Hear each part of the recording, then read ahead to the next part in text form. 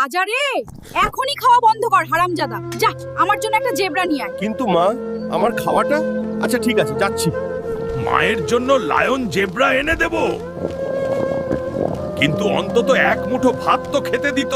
Algal, ওরে বাঁদর, তৈরি হও, আমার মজার খাবার হয়ে যাবি। আবে চুপ কর, কটা টাকার টিকটিকি।